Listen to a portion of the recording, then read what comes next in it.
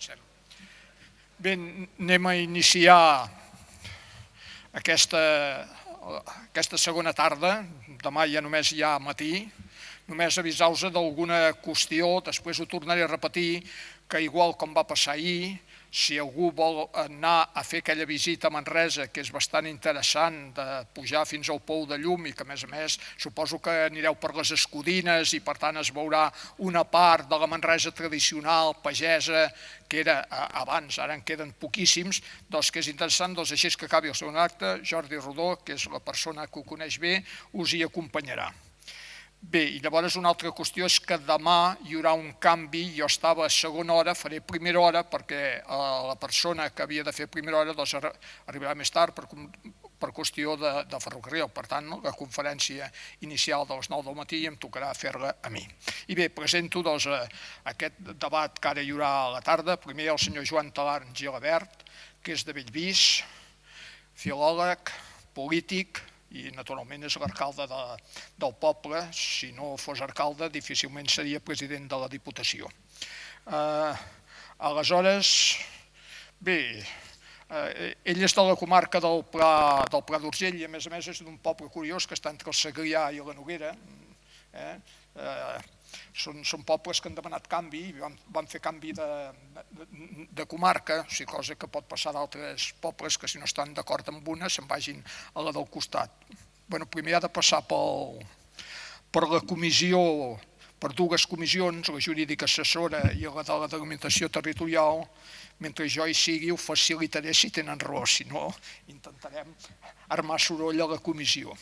Bé, i per tant parlarà del ser president de la Diputació té la visió d'un poble d'aquests petits i a més té la visió de tot el que fan per la Diputació. Bueno, petit Bellvís, no tan petit, jo gairebé diria que ciutat petita, o 2.200 i pico. Llavors tenim el senyor Mario Urrea, és president de l'Associació Catalana de Micropobles. El seu poble sí que és petit perquè els micropobles agrupen els que tenen menys de 500 habitants, i ell és l'alcalde de Torrebesses, que és de ple Segrià. I per tant, sobretot ens explicarà el per què van fer aquesta Associació Catalana de Micropobles i el que fan, perquè volen fer un grup de pressió i es tracta que ens expliqui com es fan aquestes pressions a l'administració. I llavors hi ha l'Eloi Hernández, que és l'alcalde de Fonollosa, és president del Consell Comarcal del Bages, que Fonollosa era eminentment un poble rural, però ara no ho és tant perquè hi ha gent de Manresa que viu a Fonollosa, fins i tot hi ha un regidor de Manresa, vull dir que viu a Fonollosa, altra gent de Manresa viuen a Fals i uns altres quants viuen a Canet de Fals. I Canet de Fals, que és una urbanització, ara és el nucli més important del municipi. És un municipi totalment rural, de tal manera que jo tinc part de la família que venen de Cal Sastre Miquel de Fonollosa i tenien metge, vull dir, ja al segle XVIII-XIX, tenien metge amb la qual cosa aquest metge feia de metge rural a totes les serres de Castelltallat i tenien un ampli recorregut. I aquests sastres que hi havia, perquè n'hi havia dos, almenys en una època de Fonollosa, anaven a fer els vestits a mida a les cases de pagès. Anaven amb una mula, a la mula hi portaven les planxes, el sastre cosia, tallava i tal, estava, i si un cas se'n tornava a casa i tornava a la masia. Vull dir, però els dies que estava a la masia, que a vegades en comptes d'un vestit n'havia de fer més d'un, doncs el sastre vivia allà. A més, aquestes serres ja formen part gairebé de l'habitatge aïllat del Solsonès, que és bastant interessant. Per tant, són aquestes vivències que suposo que tenen els petits pobles rurals. D'ells tenen un molí important, etc. Vull dir que castells, a vegades derruïts, i suposo que és el que ens hi explicaran ara. Vinga.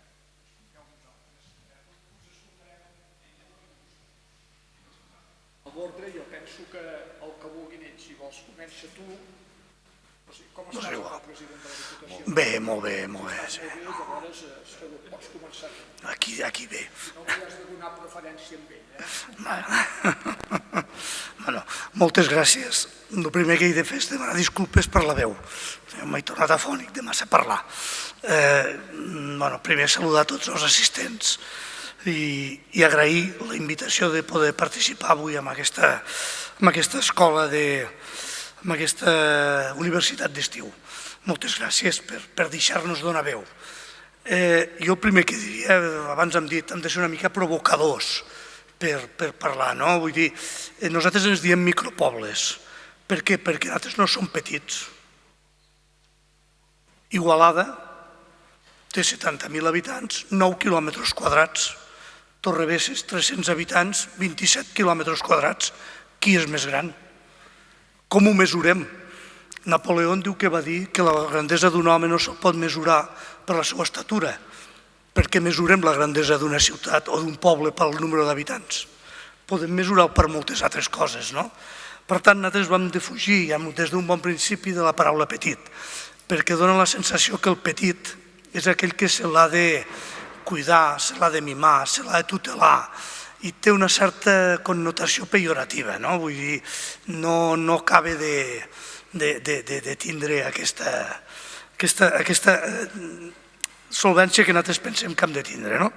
I aleshores, el 2008, una sèrie d'alcaldes i regidors es van reunir i van voler crear aquesta associació, l'Associació de Micropobles de Catalunya, per tal de donar veu als pobles amb menys habitants.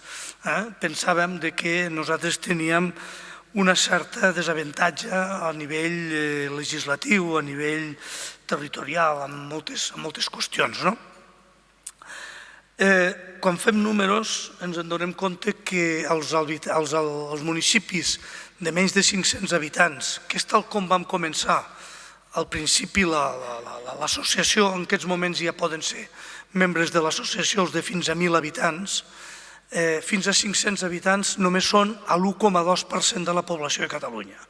Això vol dir 80.000 habitants, però en canvi estan gestionant el 35% del territori de Catalunya. Això és una desproporció enorme. Si passem a 1.000 habitants, ja són l'1,7% de la població, però en canvi el territori són el 45% del territori de Catalunya. I això ja comença a ser una gran desavantatge i una certa injustícia davant dels municipis, davant dels ajuntaments, perquè nosaltres no tenim massa carrers que mantindre, però sí tenim molts camins que mantindre. I per tant vam pensar que calia fer un lobby, calia fer un grup, una associació, per tal d'influir i influir davant de les administracions.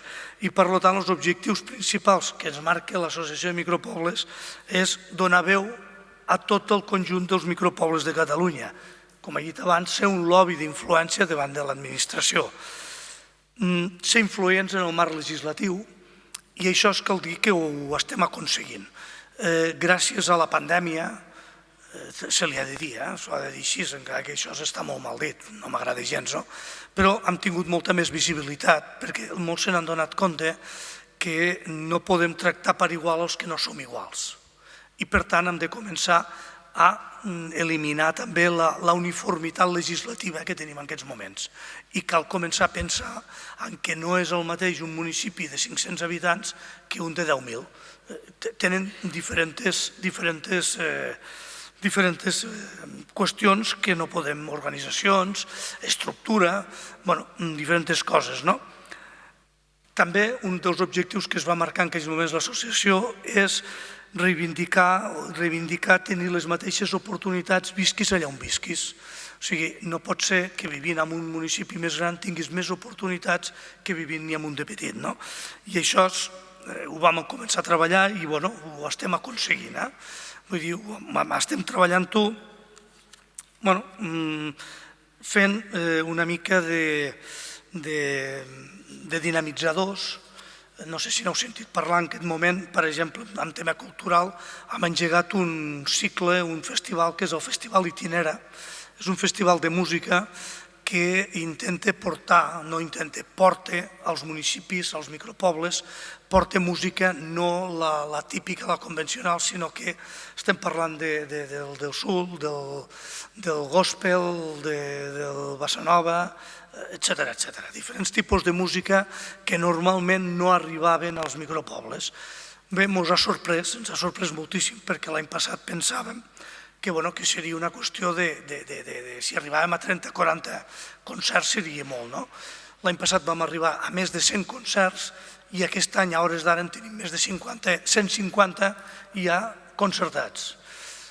Paral·lelament, per donar les mateixes oportunitats culturals, perquè pensem que la cultura també és important, aquest any hem engegat, i gràcies també a l'ajuda de la Diputació de Lleida, hem engegat un festival de teatre, però es diu el Microfest. I llavors engeguem el microteatre als micropobles, i per això és el Microfest. Paral·lelament també engeguem els Jocs Florals Rurals i a l'Empordà tenim engegat, col·laborem amb el Fast Teatre. O sigui que intentem dinamitzar tot el tema cultural perquè creiem que és molt important. Un dels nostres primers objectius és parlar d'equilibri i equitat territorial. Pensem que el país, Catalunya, està desequilibrada, està mal repartida la seva població. No volem parlar mai de despoblament, perquè parlar de despoblament és parlar d'una qüestió negativa, una qüestió pejorativa i que no ens agrada. I per tant volem parlar de repoblament, però ens costa i llavors pensem que el millor és l'equilibri territorial. Per què? Perquè Catalunya necessita despoblar la franja costanera per repoblar l'interior i per tant això se'n diu equilibri territorial o equitat territorial, perquè tampoc possiblement no podem parlar de densitat de població. Som conscients que hi haurà llocs que la densitat haurà de ser més gran que en un altre, però el que sí que tenim clar és que el territori ha d'estar habitat, els pobles han de ser vius i han de ser plurals i hem de tindre la possibilitat que el territori sigui un territori que sigui actiu, que no ens passi com ens està passant ara, que s'està fent incendiant mig territori i cada vegada ens donem compte que com que el bosc ha guanyat molt terreny no hi ha possibilitat i cal conrear i cal treballar el bosc, cal fer gestió forestal. Nosaltres veiem que tenim un territori i un país, i sobretot els micropobles, és un país que estem despoblats i una població molt envellida. Una població a la que cal tindre-li molta més atenció, treballar molt més amb ells, i això ens preocupa. I treballem i intentem fer el projecte que nosaltres li diem el projecte AMS, AMS de pescar, perquè hem d'anar a pescar gent, hem d'anar a pescar emprenedors. I el projecte AMS, l'acrònim d'AMS, crec que són els 4 pilars que nosaltres ens creiem que hem de treballar per revertir aquesta situació de despoblament, de desequilibri territorial. AMS vol dir habitatge, tenim una manca d'habitatge total, vull dir, és molt important, als nostres municipis hi ha habitatge però és ruïnes, gent que va marxar, que ha deixat la casa, que no hi ha tornat, la casa que ella està, no té ni pensar i salut d'habitabilitat, vull dir, cal fer una reforma molt integral i per tant, si no tenim habitatge, difícilment podrem atraure gent, podrem atraure emprenedors. La A d'activitat econòmica. Cal que treballem perquè els nostres pobles tinguin una activitat econòmica diversa. No pot ser que siguem només una monoactivitat, no? Cal que hi pugui treballar el primer sector. Està clar que el primer sector és el sector més important que nosaltres tenim, però la fibra i altres infraestructures ens ha de permetre diversificar aquesta economia. Podem tindre ja professions liberals o podem començar a pensar en tindre emprenedors que treballin productes de qualitat i de valor afegit. Hem de pensar que l'agricultura industrial, aquesta agricultura que fa quilos i quilos i quilos amb una qualitat estàndard, ens ha portat al despoblament. La majoria de municipis abans necessitaven 150-200 famílies per conrear tot el terme. En aquests moments, amb 2 tractors, amb 3 tractors, porten tot el terme. Per tant, tota la resta de famílies no hi fa. Ens passa que molta part de terme, que era la més dificultosa de treballar, s'ha abandonat i ha començat a créixer els espais forestals. Per l'altre costat, continuant amb l'AMS, l'AM és la de mobilitat. I quan parlem de mobilitat, parlem de la mobilitat tant física com virtual. I aquesta és una de les qüestions que voldria dir que ja hem començat a treballar i que sembla que s'ha ficat fil a l'agulla i que amb no gaire temps tots els municipis i tota Catalunya estarem connectats amb fibra òptica. Tant la Generalitat com les Diputacions s'han ficat a treballar en aquest cas i hi ha molts municipis en tenen i abans d'acabar la legislatura hi ha el compromís de poder-ho tindre tots. I per l'últim, l'última lletra, la S de serveis. Creiem que és molt important els serveis i els serveis han de ser de tota índole. Vull dir, molts parlem de serveis comercials necessaris, educatius, imprescindibles, sanitaris, però jo penso que els serveis culturals són molt importants i cal que als nostres municipis, als micropobles, hi arribi la cultura. Hi arribi la cultura que potser no ha de ser la cultura de grans masses i potser no pot ser aquella cultura de grans obres de teatre o de grans concerts, sinó una cultura que ha de ser amb un model diferent, amb un format diferent, però que és molt important pels nostres veïns i veïnes. Al final la cultura ens fa lliures, ens fa crítics i la cultura ens fa millors. I jo crec que és indispensable i és imprescindible. I cal dir que totes aquestes 4 eixos, aquests 4 pilars, si no som capaços de pujar-los paral·lelament els 4, això no funcionarà. Si fem habitatge, acabarem fent pobles dormitori. Si fem activitat econòmica, acabarem fent polígonos industrials. Per tant, hem de treballar paral·lelament tot. I crec que això és important. En aquests moments, possiblement, el projecte més ambiciós que tenim des de micropobles és l'Estatut del municipi rural o l'Estatut del micropoble. Per nosaltres el nom no fa la cosa, no? Aquest és un estatut que ens ha de permetre, diguem, no tractar per igual els que no som iguals. O sigui, no té cap sentit, potser ho he dit abans, que la mateixa llei d'urbanisme sigui per Manresa i sigui per Fonollosa. No té sentit. Vull dir, hem de tindre una sèrie de particularitats. I llavors creiem que aquest estatut ha de ser aquest element, aquest document, aquesta llei que ens ha de permetre això, aquesta discriminació positiva, no? I creiem que és molt important.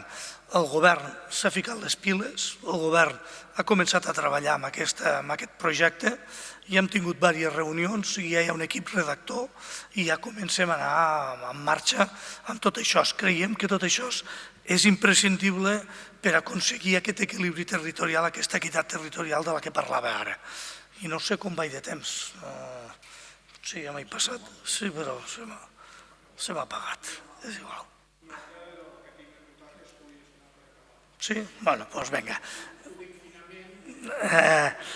Em sembla bé. Per acabar, avui mateix ens fem la presentació de l'agenda rural que hi han participat, que és un altre dels elements, un altre dels documents molt importants per poder aconseguir aquesta equitat i equilibri territorial. I no m'allargo més perquè després hi ha preguntes i ja podrem anar contestant i podrem anar d'això. Gràcies. Molt bé, gràcies. Continuo jo, doncs. Bona tarda a totes i a tots. En primer lloc, gràcies, evidentment, per convidar-nos a la Universitat Catalana d'Estiu a participar com a Consell Comarcal del Bages, en aquest cas com a president i alcalde de Fonollosa. Agrair també i posar en valor que la nostra comarca tingui la gran sort de tenir un esdeveniment anual com aquesta universitat. Per tant, felicitats a tothom qui esteu al davant, qui amb esforç i treballeu i feu que any rere any acabi sent un èxit. Jo en aquest cas el que intentaré fer de manera breu, perquè penso que en tot cas el més interessant serà si podem fer una mica de debat o de preguntes. En primer lloc és explicar-vos el marc concret on ens trobem, que és aquesta comarca del Bages, i en certa manera posar alguns exemples pràctics de la problemàtica que molt bé ha posicionat aquí el president de Micropobles i algunes dels reptes o possibles solucions que en aquest cas com a Consell Comarcal veiem en la qüestió. En aquest cas el Bages, la majoria probablement ja ho sabeu, una comarca amb gairebé 500 quilòmetres quadrats d'extensió territorial, amb 180.000 habitants, 30 municipis, cada municipi evidentment amb els diversos pobles. Abans el doctor ha demostrat que coneixien molt bé els pobles del meu municipi, del municipi de Fonollosa. Aquests 180.000 habitants, com deia, a la comarca del Bages, que en aquest cas concret es distribueixen amb una manera molt poc equilibrada, i és el primer exemple del que el Mario acabava d'explicar. Només 4 poblacions de la comarca ja tenen el 60% de la població de la comarca del Bages. Manresa, Sant Joan de Vilatorrada, Sant Vicenç de Castellet i Sant Fruitós de Bages. El 60% d'aquests 180.000 habitants. La major, evidentment, Manresa, amb 78.000. Mentre que, per altra banda, 20 pobles són menors de 5.000 habitants, que entrarien en aquesta categoria no de micropobles, sí de pobles petits o de pobles més eminentment rurals. És a dir, el 19% dels habitants de la nostra comarca, de la comarca del Bages, està representat pel 66% dels municipis, 20 sobre 30. El Bages, a més, és una comarca amb un sector industrial també potent, a part de ser fortament rural, un sector industrial potent, fins i tot superior a la mitjana de la província de Barcelona en quant al sector, on impera també el sector metal·lúrgic, l'agroalimentari i el miner com a principals sectors de desenvolupament econòmic de la comarca. Tenim 1.807 empreses que donen feina a 21.800 treballadors i, per tant, el Bages és una comarca que es troba dintre de les 10 més competitives de tot el país de Catalunya. Evidentment, amb aquest esquema us podeu imaginar que existeixen aquestes desigualtats entre zones i, per tant, trobem aquestes àrees més de ciutat, diguéssim, més metropolitanes, entre cometes, representades per aquestes ciutats o aquestes poblacions de major nombre d'habitants, i el territori més rural, que és el majoritari, i que, per tant, això ens aporta aquesta complexitat al ser un territori, evidentment, molt ric, molt divers i també molt singular. Abans ho deia el Mario també, i què fem també com a Consell Comarcal? Doncs treballar per aquest equilibri, per aquesta equitat territorial. A les zones rurals no podem ser el jardí de les zones metropolitanes. No podem ser ni el jardí de Barcelona ni la zona rural on la gent que viu a la ciutat i que treballa a la ciutat se'n va o a dormir o a passar el cap de setmana. Hem de ser competitius, hem de treballar per aquest desenvolupament territorial i concretament també de les àrees rurals, que a la nostra comarca són la gran majoria, i evidentment ho hem de fer de bracet principalment amb els agents econòmics, amb els agents privats de la comarca, però també, evidentment, ho hem de fer i només ho farem si ho fem de bracet d'aquestes grans ciutats, d'aquestes grans poblacions. Per tant, hem de conjugar l'acció, les grans poblacions i les petites. Jo sé que ahir es va fer aquí un al·legat del que podran suposar les vegueries o el que haurien de suposar les vegueries, i avui, evidentment, em permetran que faci una reivindicació del paper dels consells comarcals com a ens que articulen el territori, com a agents de l'administració pública local, que estem a peu de territori també amb els ajuntaments, en aquest cas amb els 30 ajuntaments de la comarca, i en aquest cas que de manera molt breu intenti explicar-vos, perquè a vegades també som agents altament desconeguts al territori, allò que fem o allò que intentem contribuir des del Consell Comarcal del Bages, que va en aquesta línia del que avui aquí parlem. Per una banda, ho divideixo en dos eixos. Per una banda, evidentment, tot el que és l'estratègia de desenvolupament econòmic i sostenible, el desenvolupament comarcal, el desenvolupament industrial i rural de la nostra comarca, i per l'altra banda, facilitar als municipis, als ajuntaments, els serveis bàsics que a vegades, sobretot aquells municipis més petits, no poden gestionar pel seu compte i que, si ho fem de manera conjunta, si ho fem de manera mancomunada, ens ajuntem als diversos ajuntaments, evidentment ho fem d'una forma més eficient, més eficaç i més efectiva moltes vegades. Evidentment no té res a veure l'acció que pot fer un ajuntament com el de Manresa, amb el qual des del Consell Comarcal tenim la immensa sort de tenir una excel·lent situació, una excel·lent cooperació i una excel·lent cooperació i col·laboració perquè impulsem moltes polítiques junts, Consell Comarcal i Ajuntament de Manresa, com els dos agents que tirem endavant polítiques a la comarca. Evidentment no té res a veure les polítiques que pot fer l'Ajuntament de Manresa amb les polítiques que pot fer l'Ajuntament de Gaià o l'Ajuntament de Talamanca o Aguilar de Segarra o Sant Mateu de Bages. En aquest cas, per posar unes dades també, passem d'unes densitats de població de Gaià amb 4,8 habitants per quilòmetre quadrat 4,8 habitants, a Manresa, que en té 1.877 habitants per quilòmetre quadrat, passant pels 4,8 també de Mura o, tirant cap a casa, els 28,9 habitants per quilòmetre quadrat que té un municipi com el de Fonollosa. Des del punt de vista d'aquesta estratègia de desenvolupament econòmic i sostenible, penso que està bé que posi èmfasi en un dels projectes que ara estem tirant endavant conjuntament, l'Ajuntament de Manresa i el Consell Comarcal del Bages, que és aquest pla estratègic econòmic de la comarca, un pla estratègic on estem involucrant tots els agents econòmics, ja sigui la PIMEC, les patronals, Cambra, també les universitats, els diversos agents importants en l'àmbit econòmic, en l'àmbit social, en l'àmbit cultural i, evidentment, els 30 ajuntaments de la comarca. Un pla estratègic que ens ha de definir quines són aquestes polítiques públiques que hem de tirar endavant conjuntament tots els ajuntaments, perquè només aconseguirem desenvolupar amb èxit el territori si ens posem d'acord, si col·laborem, si cooperem i si ho fem d'una manera concertada, és a dir, ens posem d'acord agents públics i agents privats per allò que hem de fer.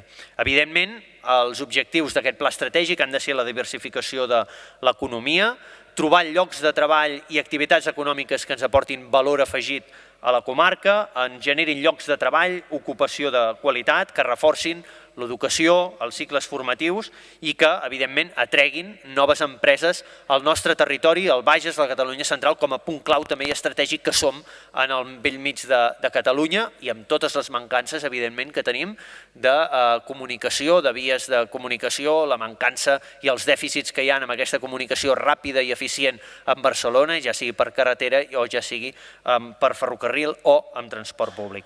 I tot això es desprèn de tot un seguit d'altres projectes que s'estan treballant des de fa anys de manera col·laborativa entre els diversos ajuntaments, el projecte de polígons i empreses de la comarca del Bages, on hi participen 23 municipis, on s'hi localitzen tots els polígons d'activitat econòmica, empreses, on hi ha una oferta de més de 300 llocs i ofertes en actiu ara mateix en una sola pàgina web, programes com el de treball i formació, on s'ofereix, en aquest cas, formació des del Consell Comarcal i feina a gent que estan en situació de desocupació. Aquest any mateix 40 persones han pogut anar treballant als diversos ajuntaments de la comarca gràcies a aquest treball, o un dels quals n'estem molt orgullosos, que hi ha participat tots els ajuntaments de la comarca, com és aquest Bages Treball, Talent i Tecnologia, aquest TTT, que vol impulsar accions al voltant de la cadena de valors de l'automobilisme i la metal·lúrgia també, que a la nostra comarca, un dels sectors importants, com deien.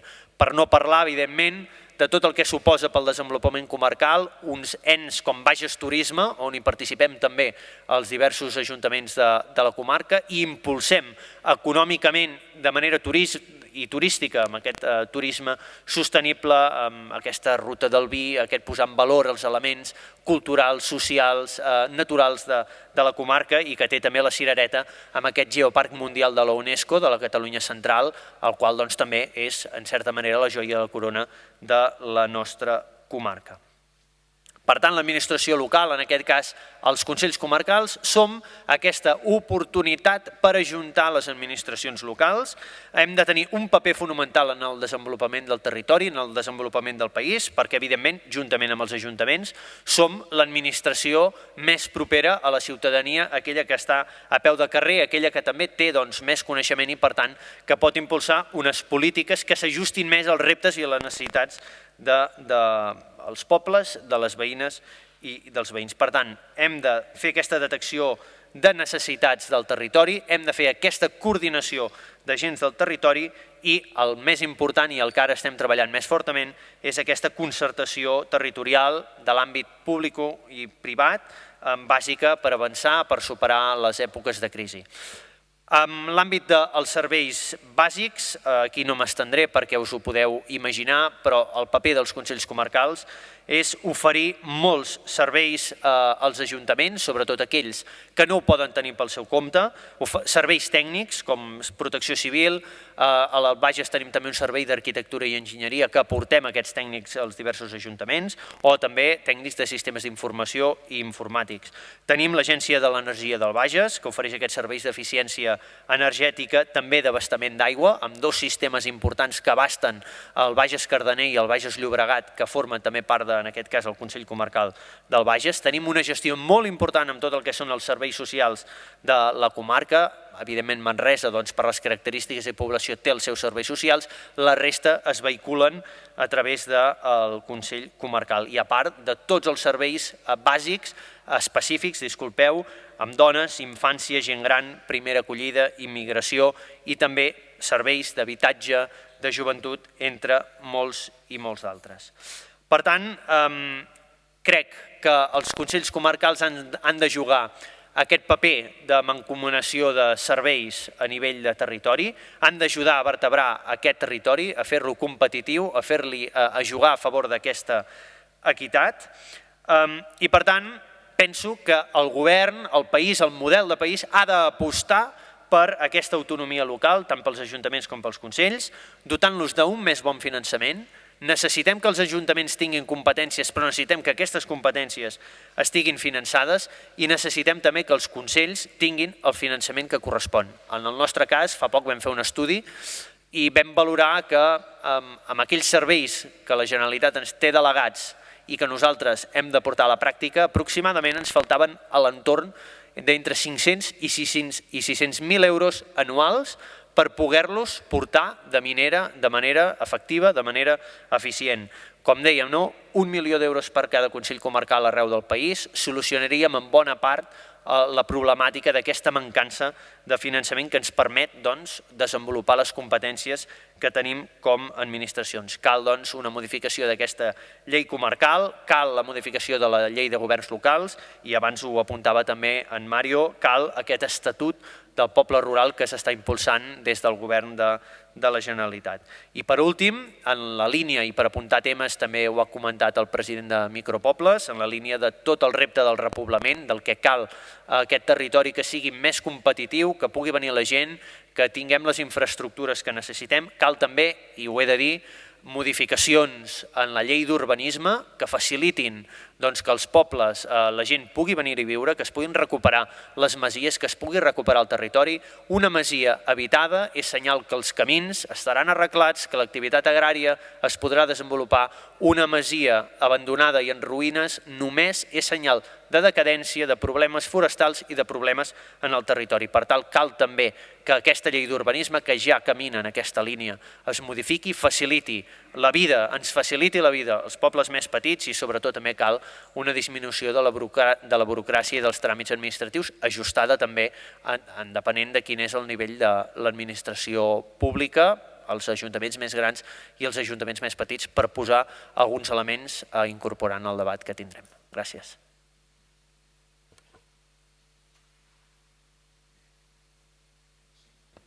Perfecte, moltes gràcies. Bé, en primer lloc, gràcies per convidar-me. És un plaer ser aquí a Manresa i a més ser-ho en el marc de la Universitat Catalana d'Estiu, on és casa meva, la sento així, doncs és tot un plaer. I sempre és un problema parlar l'últim, perquè evidentment crec que s'han ficat ja damunt de la taula molts temes que crec que tenen molt a veure amb el que avui plantegem i que miraré de no repetir-me en la meva exposició. La meva exposició també estarà basada bàsicament en un plantejament com des del punt de vista del president de la Diputació. També soc alcalde de Bellvís, com deia molt bé abans quan ens presentaven, però sí que és cert que una de les grans qüestions que tenim a la demarcació de Lleida, Pirineu i Aran és justament la situació de la població i la situació de com els municipis van quedant-se, en alguns casos van envellint o van perdent població. I això evidentment és preocupant. I inicio la intervenció amb una obvietat.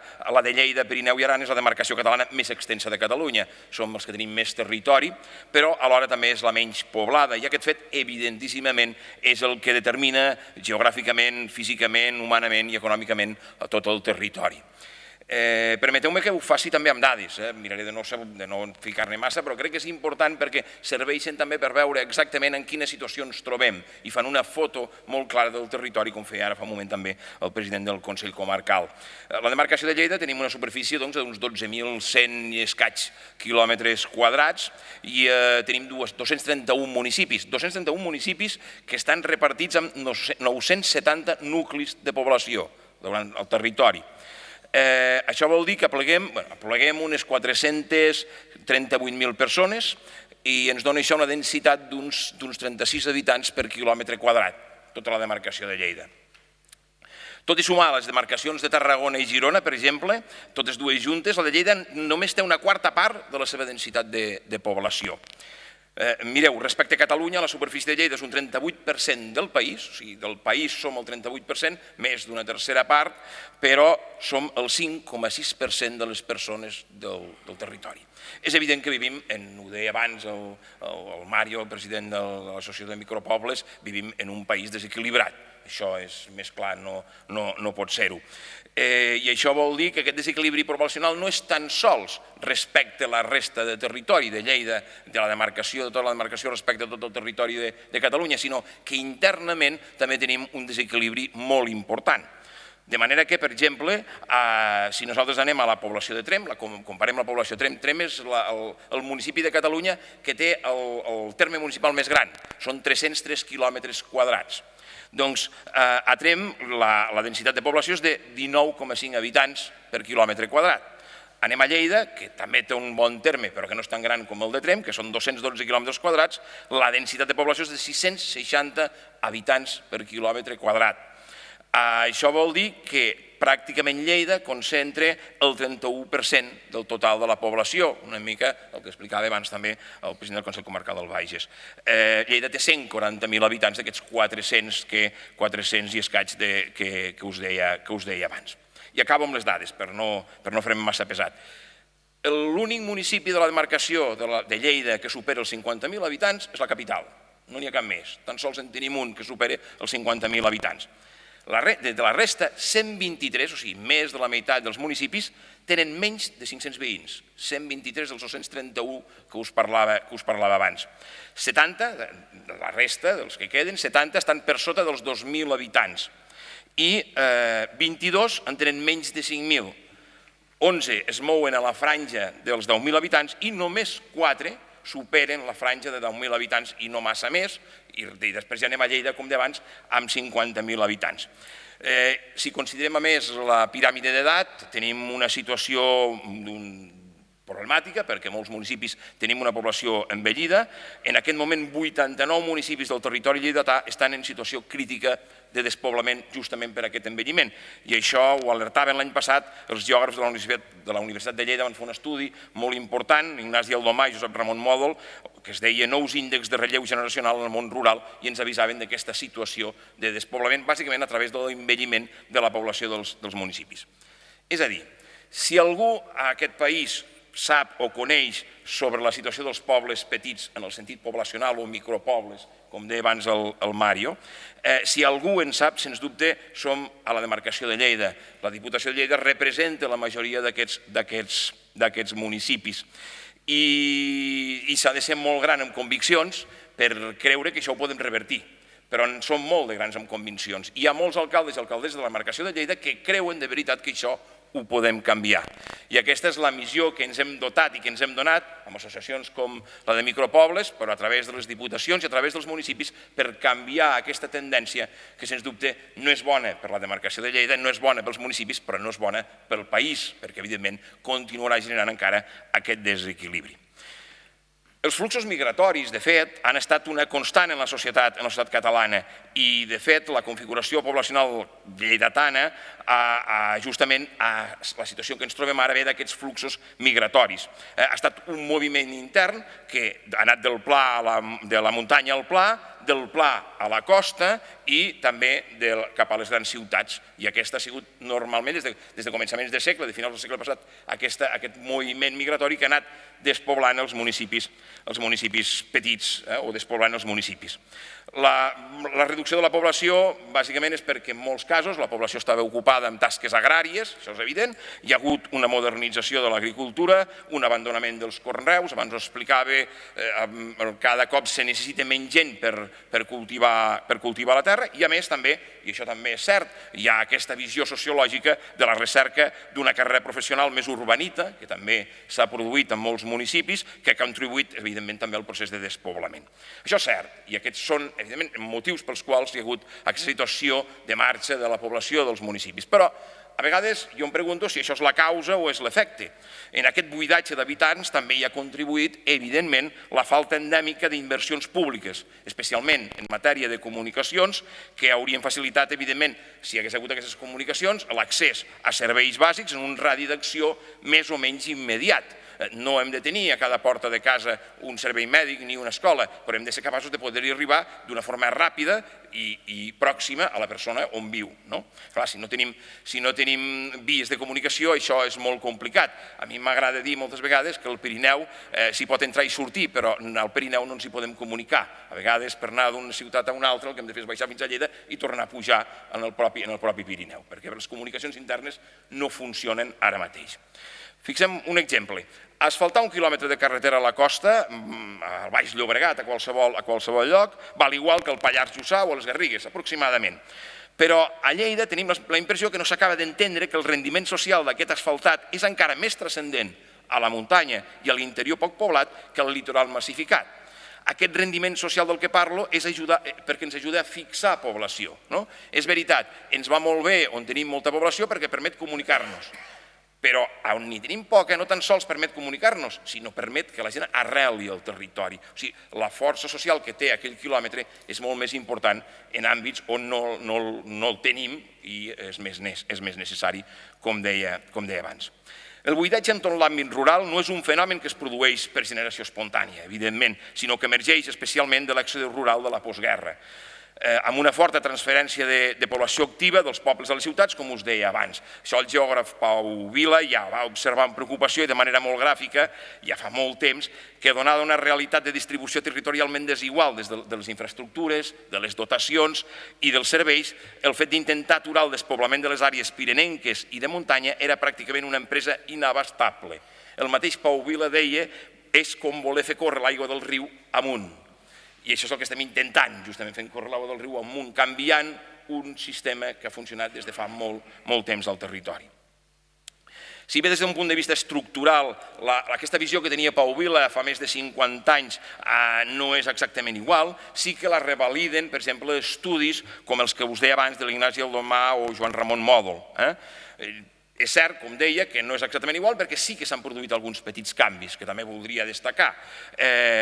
Un d'ells, i és curiós, i abans també ho explicava el Mario, és que la pandèmia ens ha ajudat. La pandèmia ha canviat algunes tendències. El confinament obligat ha fet que alguna gent hagi acceptat el teletreball i hagi valorat l'habitatge i l'entorn en el que es viu i ha impulsat la mobilitat de persones cap a les poblacions rurals, les quals han fet per primer cop, per primera vegada, en algunes poblacions, veiem una certa tendència a l'alça. Micropobles de la Cerdanya, de l'Alta Ribagorça, del Pallars Sobirà han registrat des de l'any 2020 un increment important d'empadronaments per la quantitat d'habitants que tenia el municipi. Però tot i que el menor grau que en altres moments, és evident que això és molt poc encara pel que fa a revertir un procés que fa temps que s'ha iniciat, que és el despoblament. Fruit també d'aquesta realitat, ja des d'abans de la pandèmia, nosaltres des de la Diputació n'érem conscients i vam creure que calia polítiques públiques per fomentar l'arrelament de les persones a l'entorn rural. Polítiques públiques que han de ser transversals i han de sumar moltes accions amb molt temps i amb moltes institucions. Quan diem transversals vol dir que no són un àmbit sol, sinó que són molts àmbits, serveis, infraestructures, ho explicava abans el Mario, el marc legal, però també moltes administracions. No ho pot fer tan sols una diputació, ha de ser un projecte de país i mentre estiguem en aquest estat, que esperem que no sigui molt, però hi continuem, també un projecte d'estat. I això també ho hem de tenir present. No ho podrem fer tan sols des del territori. Nosaltres el que vam fer va ser donar la primera passa. L'any 2019 vam elaborar un pressupost a la Diputació de Lleida, el primer pressupost que vam fer, que era pel 2020, on preveiem, un 2020 que no preveiem tant convuls, també us ho hem de dir. Després les coses encara van ser més complicades del que ens pensàvem, però vam incorporar en tots els plans econòmics de la Diputació una expressió que ha fet servir el Mario que a nosaltres ens agrada moltíssim, el concepte de discriminació positiva. Vam implementar a tots els programes de la Diputació un augment a qualsevol municipi de muntanya o municipi en risc de despoblament d'un 20% més que la resta de municipis. Tots aquests municipis rebien una quantitat més gran que els municipis en què, per la quantitat, evidentment per la quantitat d'habitants que tenien, que és més o menys la manera que distribuïm el suport i els ajuts des de la Diputació. Aquest sistema, que evidentment no és la solució definitiva, però comença a ser un ajut a molts municipis que reben una quantitat més gran, a vegades per arreglar tan sols els camins, per poder arribar als nuclis, perquè això també és molt important per ells. A vegades és bàsic, no? I això és el que vam intentar o vam fer des de la Diputació, no tan sols per ajudar els municipis, també perquè servís d'exemple. Era important que altres administracions veguessin que era un bon model el fet de premiar amb la forma de discriminació positiva aquests municipis que tenien els riscos de despoblament. Aquesta és una decisió, va ser una decisió estrella de la Diputació, però no va ser l'única, evidentment, pel tema del repoblament. Us ho dic de veritat, perquè la Diputació de Lleida, i ho saben les persones, sobretot de la demarcació, és la nostra màxima preocupació, perquè si no hi ha municipis, tampoc no caldrà que hi hagi una Diputació que els intenti ajudar. I com que era un fet, també vam treballar en la implantació de programes concrets de repoblament. Tenim programes amb bases concretes sobre temes d'habitatge en què mirem d'ajudar al màxim els nostres municipis. I també, per què no, i també ho havia explicat abans el president de Micropobles, també el que fem és treballar en plans econòmics adreçats al foment de l'economia, d'un canvi de transformació econòmica del nostre sistema econòmic, del nostre sistema territorial i l'economia.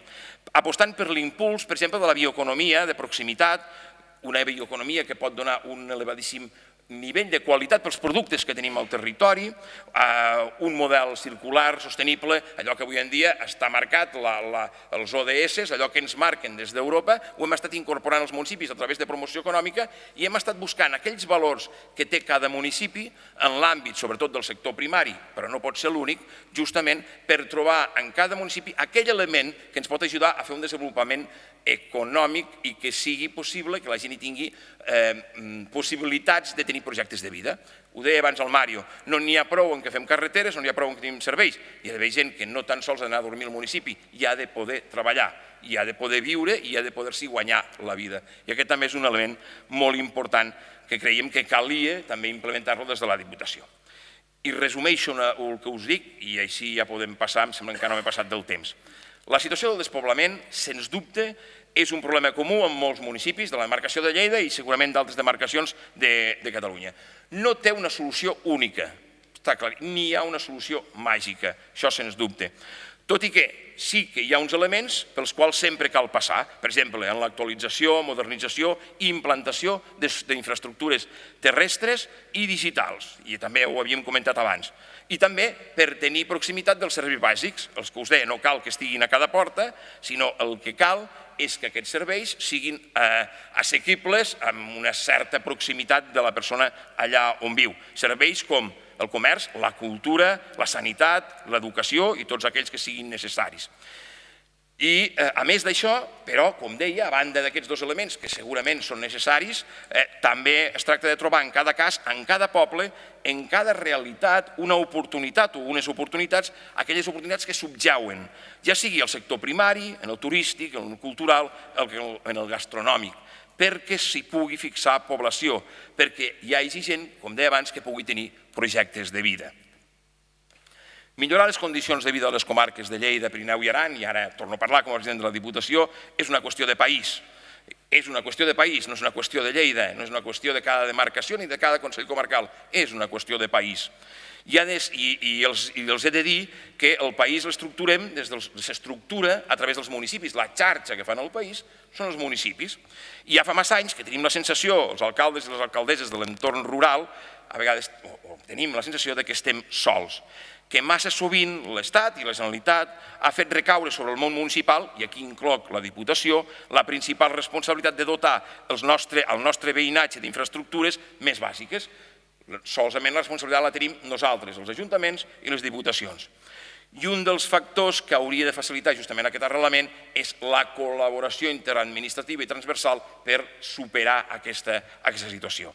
Perquè si buidem els pobles, el que es buida és Catalunya, es buida el país. I crec que aquesta és la idea bàsica. Hem d'entendre que el despoblament no és un problema de municipis que es van quedant sense ningú, és un problema d'un país que està quedant desequilibrat, i els països desequilibrats finalment no acaben funcionant i acaben tirant tots cap al mar. I necessitarem, com deia abans, algú que ens cuidi el territori, i no és la missió que volem tenir, cuidar el territori, i volem viure, i crec que aquesta és la clau. Moltes gràcies.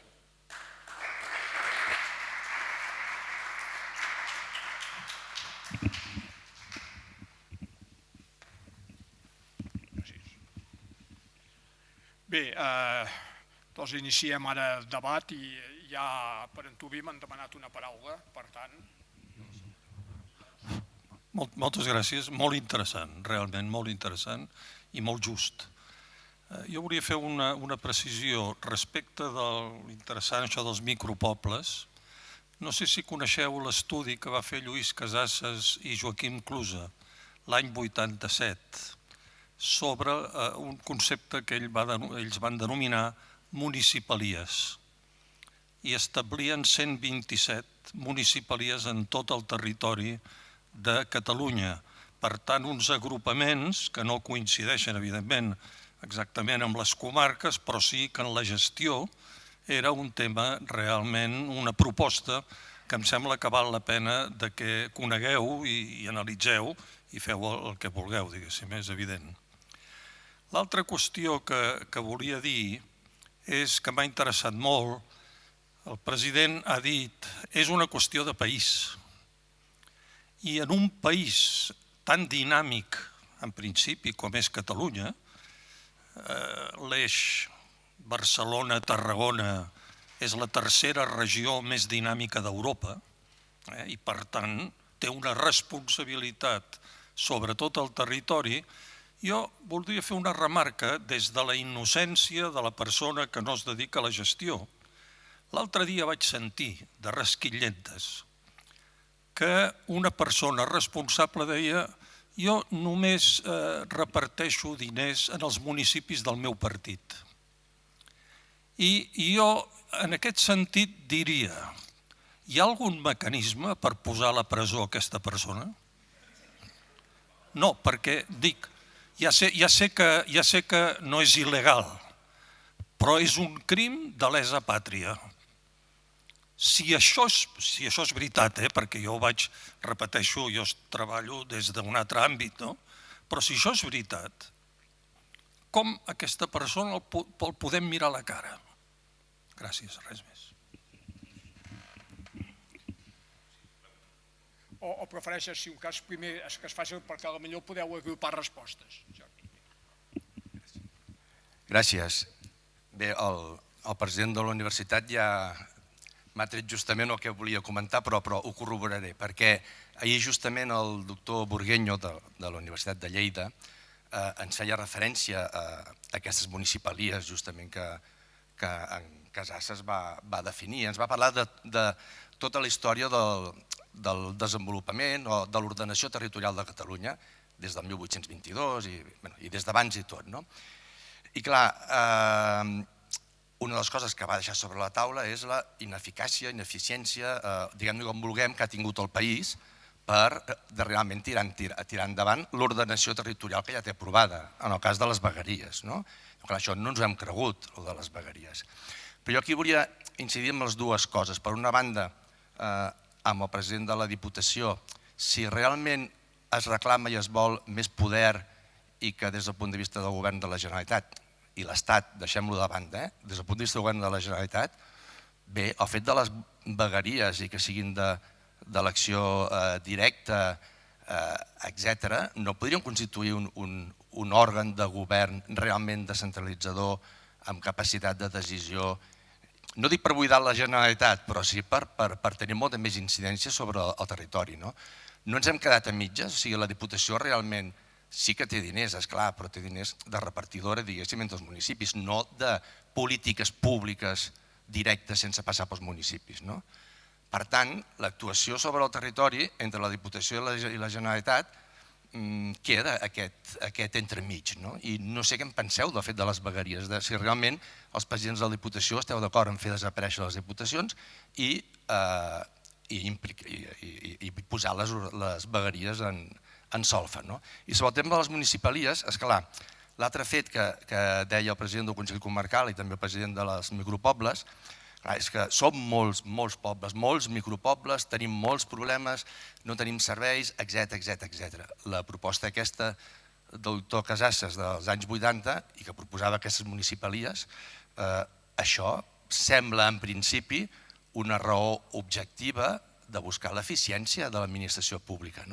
Per exemple, i faig la pregunta a l'alcalde de Fonollosa, Vostè veuria d'acord que entre Fonollosa, Rajadell, Sant Mateu i Castellfollit fessin un sol municipi i que es digués Bages Oest, posem-hi, o el que fos? Si podríem fer un municipi, arribaríeu a tenir la capacitat, els alcaldes d'aquests municipis, de renunciar a les vostres alcaldies per escollir-ne una de sola, per exemple, i unificar serveis, poder, capacitat d'interlocució amb l'administració, amb la Generalitat, amb qui sigui, i possiblement també una millora dels serveis públics. I sobretot tindríeu molt més poder, perquè un alcalde de 10 micropobles té més força que 10 alcaldes de 10 micropobles. Una altra cosa és que mai hem de perdre la identitat dels micropobles, perquè conformen la identitat de Catalunya i des del punt de vista de la repoblació històrica de Catalunya, amb les sagreres i tot plegat, som el que som perquè som els pobles. No estic dient de perdre l'identitat ni els noms dels pobles, no ens confonguem. Estic dient de fer nivells d'administració molt més eficients que el que són ara.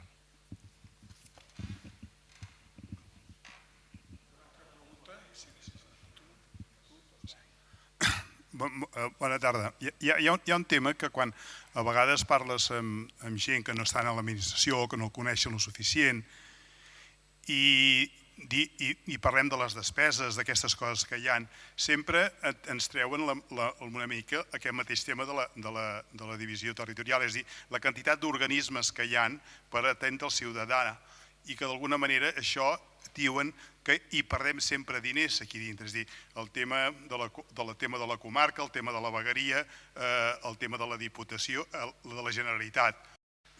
Alguns no se'ns ha pogut vendre prou bé, com ahir es va comentar, el tema de les comarques. No sé, la pregunta és què hi penseu també vosaltres, que esteu en diferents situacions d'aquestes divisions o d'aquestes administracions. Hi ha alguna altra pregunta? A veure, si em deixeu remato una mica, pregunta tema. A veure, en el qüestió, la meva visió, i després de treballar temps sobre aquests temes, és que ajuntar pobles, ajuntar per fer un poble més gran, si és forçat, no funciona. I a més, no he vist mai, i això és un exemple que vaig posar, que amb el Mas Collell em va donar tota la raó i li va fer gràcies, que vaig dir que no agrupant 4 pobles que siguin pobres es fa un de ric. De la mateixa manera que amb els estalvis de 4 pobles reals de persones un arriba a ser més ric. A més, els pobles petits n'hi ha que tenen diferents unitats de població. Vol dir que el municipi sol ja agrupa 4 o 5 pobles, que vol dir que cada un d'ells té un cementiri on hi ha els morts dels pocs dels avantpassats que hi viuen.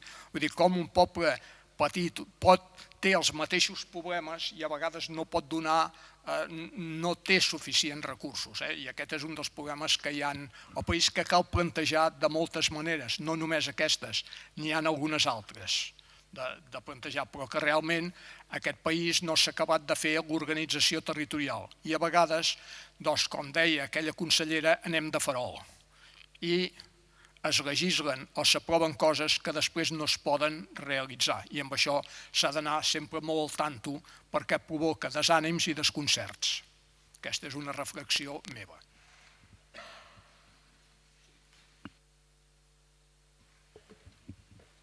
Molt bé.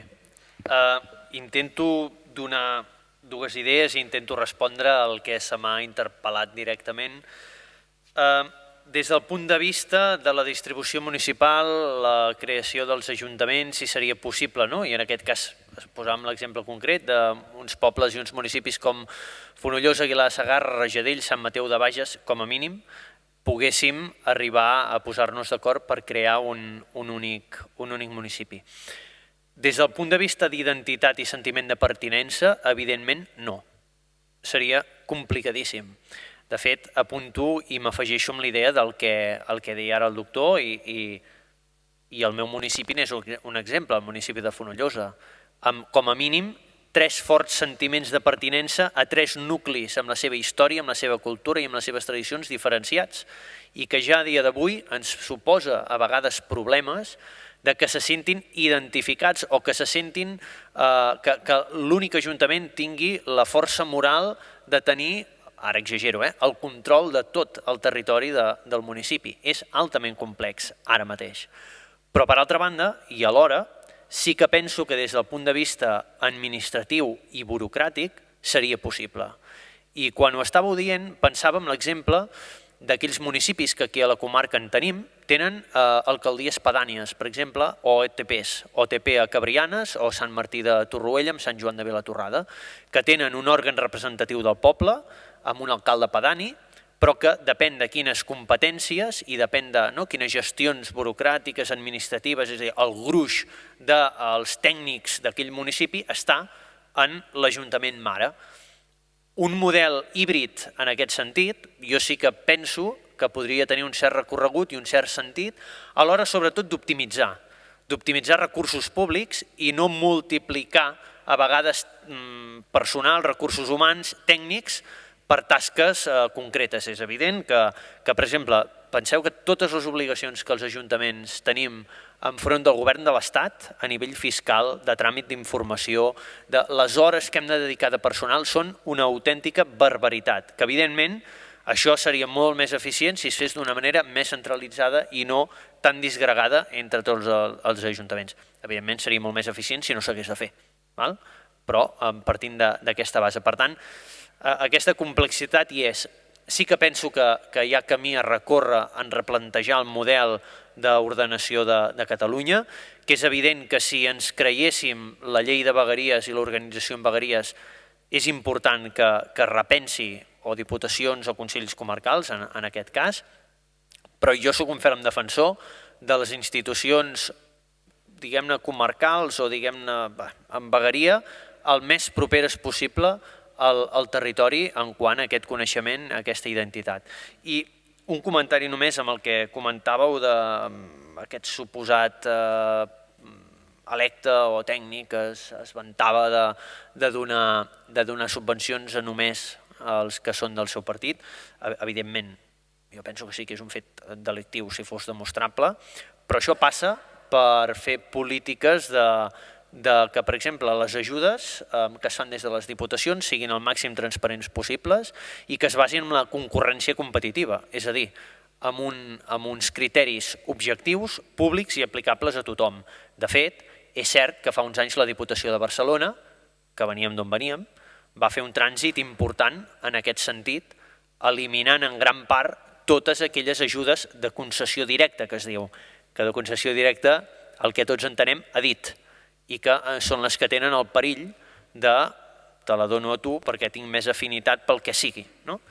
Malauradament, dic, això es va fer fa un temps, ara potser s'ha desvirtuat una mica més i tornem a estar en una tessitura no tan favorable en aquest sentit. Era només el comentari en resposta.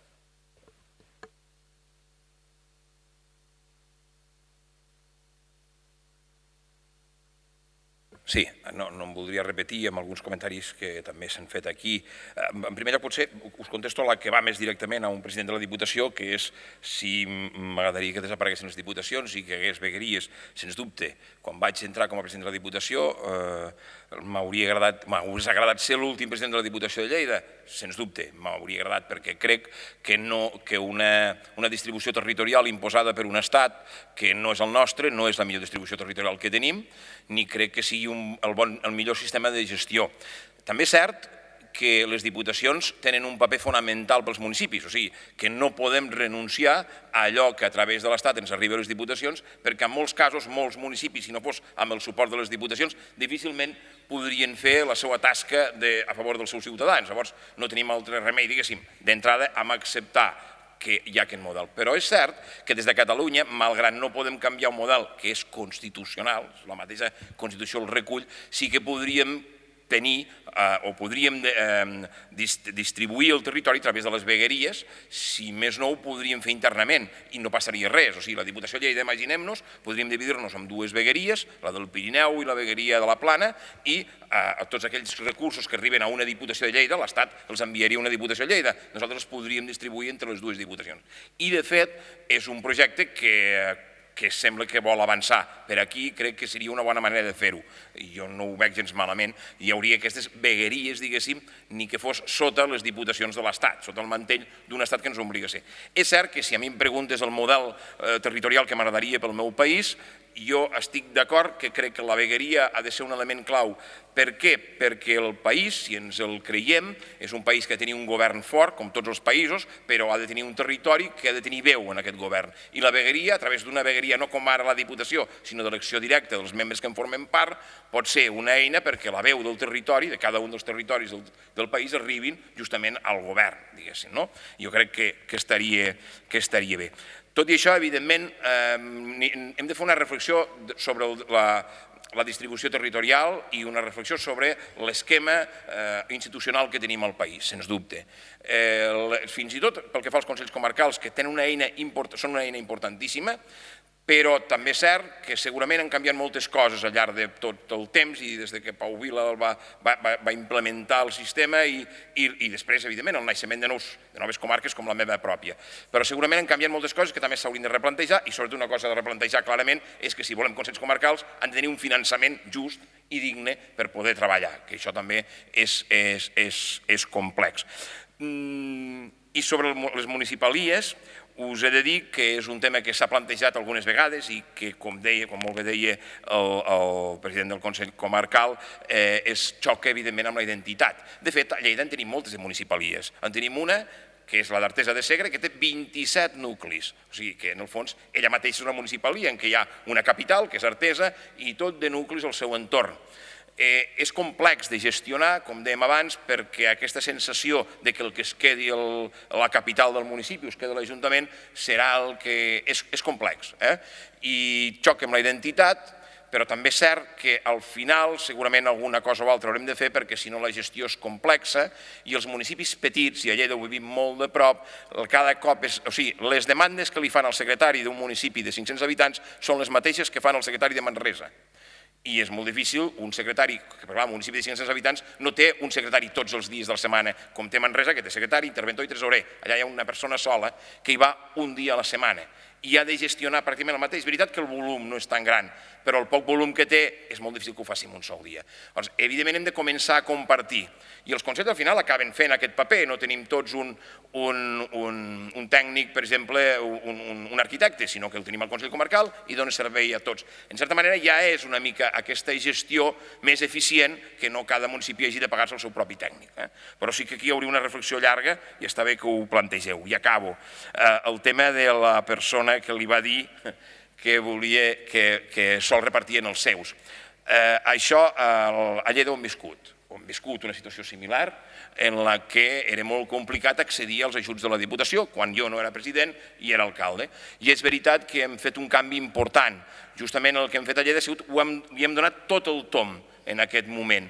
I a Lleida ja no hi ha ajudes directes als ajuntaments, no n'hi ha. A no ser que l'Ajuntament tingui, que caigui l'Ajuntament, que li caigui una carretera, una urgència més que evident. El que nosaltres hem generat una cosa, diuen plans, com els plans que fa la Generalitat de Catalunya, el famós PUOS, uns plans on cada municipi demana allò que li pertoca, d'acord amb el nombre d'habitants, d'acord amb el territori, d'acord amb el nombre de nuclis que té, rep una quantitat de diners. Són equitatives, no són iguals, però són equitatives d'acord amb uns criteris bàsics.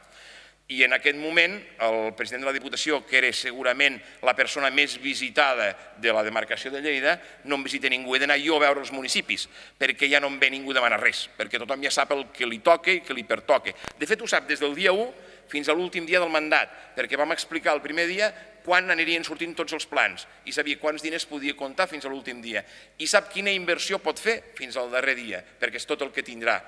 Això és bo i és dolent, perquè sap tot el que tindrà. És cert que alguns municipis han perdut la inversió que es feia des de la Diputació, ara no reben tant, però la immensa majoria reben molt més del que rebien fins ara.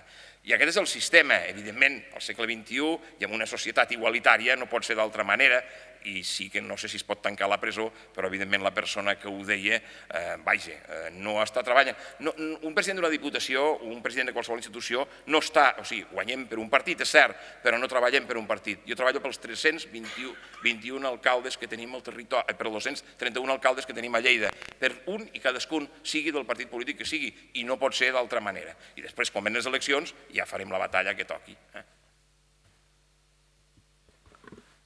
Sí, jo voldria parlar del... No conec, la veritat és que no conec l'informe Casases, aquesta és la veritat, però jo crec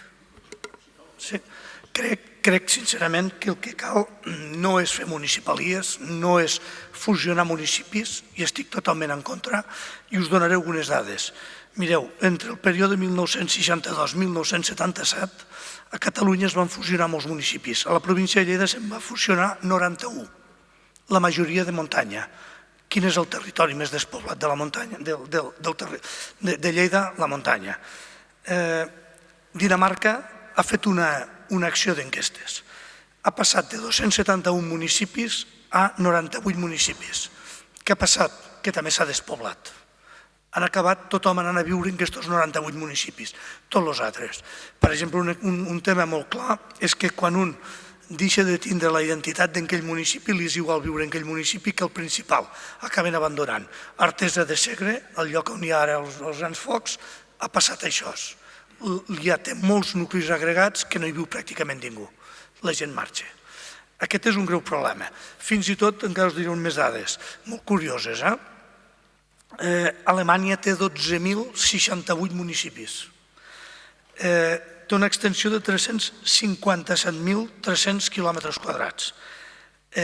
Toquen a 29,6 quilòmetres per municipi. A Espanya tenim 8.082 municipis, toquem a 62,6 quilòmetres quadrats per municipi. Catalunya tenim 947 municipis, 32.000 quilòmetres quadrats, 33 quilòmetres quadrats per municipi. Què vull dir? Que nosaltres estem a la franja alta d'extensió de municipis, de territori. Per tant, jo el que crec és que cal fer és mancomunar serveis. Aquí sí, i aquí donaria tota la raó.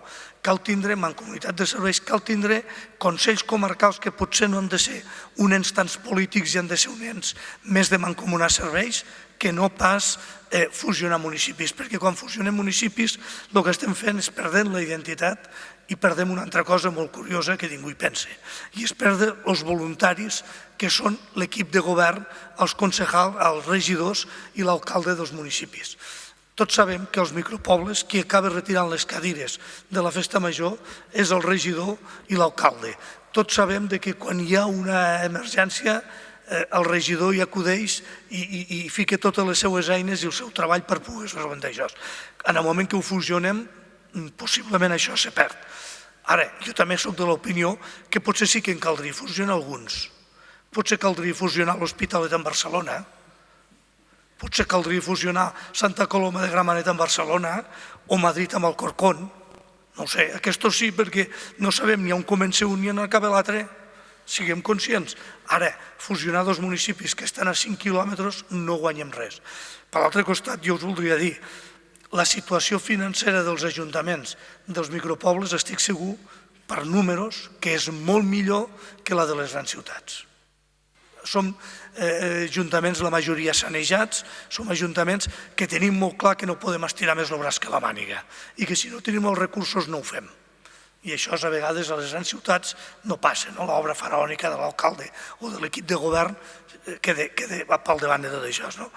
S'ha parlat aquí de concurrència competitiva a l'hora de repartir les ajudes. Jo estic d'acord amb la concurrència competitiva, però només m'agradaria afegir-hi una coletilla. Concurrència competitiva entre iguals, perquè no podem fer una concurrència competitiva entre un municipi de 300 habitants i un de 5.000. El de 300 no té infraestructura, no té organització i es basa en que aquell any té uns regidors, un alcalde que té capacitats i fa un projecte boníssim, però si no és difícil.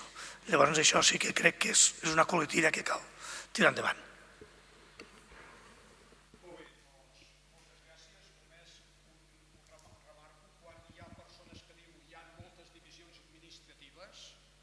Hi ha persones que parlen de moltes divisions administratives i desconcert. Has dit molt bé d'Alemanya, els 12.000 i pico de municipis. Heu de saber que a Alemanya, perquè aquí a vegades mai se'n parla, hi ha els Länders, i la gent parla molt dels Länders, i per sota dels Länders hi ha els Landkreis, o Kreis pels alemanys, que equivaldria a les comarques. I encara hi ha Länders que tenen províncies, que se'n diuen Bezirks, i que funcionen. I hi ha ciutats que per elles mateixes són Länder, que n'hi ha 3. I els municipis petits, aquests esmicolats, tenen mancomunitats de municipis. Per tant, el problema no és molts municipis, sinó sempre és l'eficiència i com s'organitzen.